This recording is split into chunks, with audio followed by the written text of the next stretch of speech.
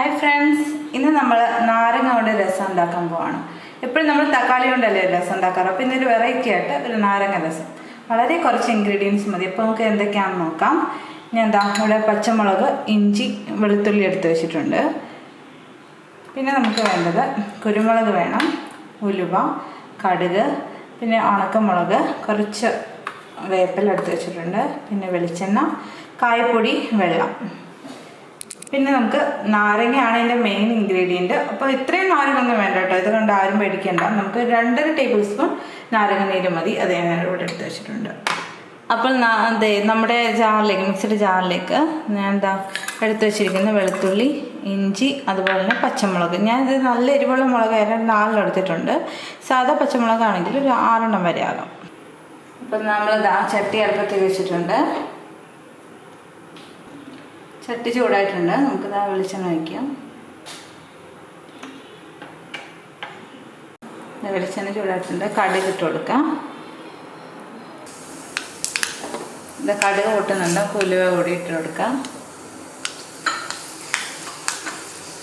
നമുക്കിതിലേക്ക് വറ്റൽമുളക്,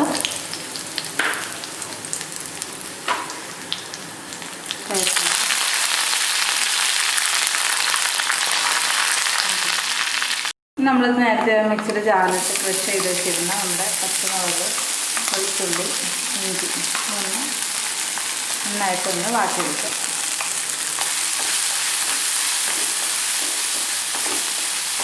നമ്മൾ ആ സെയിം ജാറിലേക്ക് കുറച്ച് കുരുമുളക്, ഒരു ഏകദേശം 1.5 ടീസ്പൂൺ കുരുമുളക് ഉണ്ടാവും. ഇതൊന്ന് പൊടിച്ചെടുത്തിട്ട് ഇതിലേക്ക് നമുക്ക് ക്രഷ് ചെയ്ത് വെച്ചിരിക്കുന്ന കുരുമുളക് പൊടിയിലിടാം.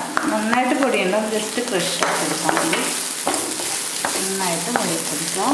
നമുക്ക് ഇതിലേക്ക് ആവശ്യം വെള്ളം ഒഴിച്ച് കൊടുക്കാം.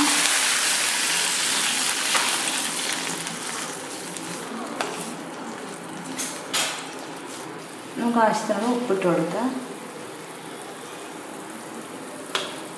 നന്നായി തിളച്ചാൽ നമുക്ക് തീ ഓഫ് ചെയ്തിട്ട് കുറച്ച് കായപ്പൊടി ചേർത്ത് കൊടുക്കാം.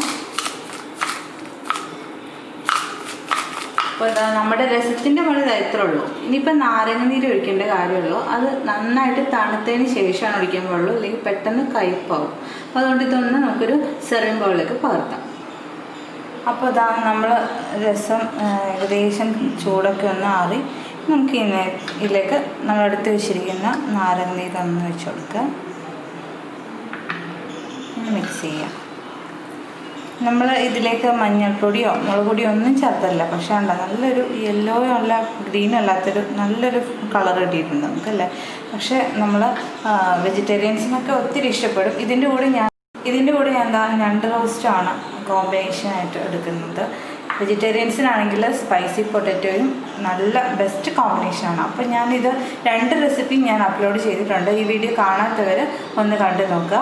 അതുപോലെ തന്നെ നമ്മുടെ നാരങ്ങ രസം, വെറൈറ്റി ആയിട്ടൊരു രസം പെട്ടെന്ന് ഉണ്ടാക്കുക. ഒരു 5 മിനിറ്റിനുള്ളിൽ രസം റെഡിയാവും. അപ്പോൾ എല്ലാവരും ട്രൈ ചെയ്ത് നോക്കുക. വീണ്ടും വരും. Thank you.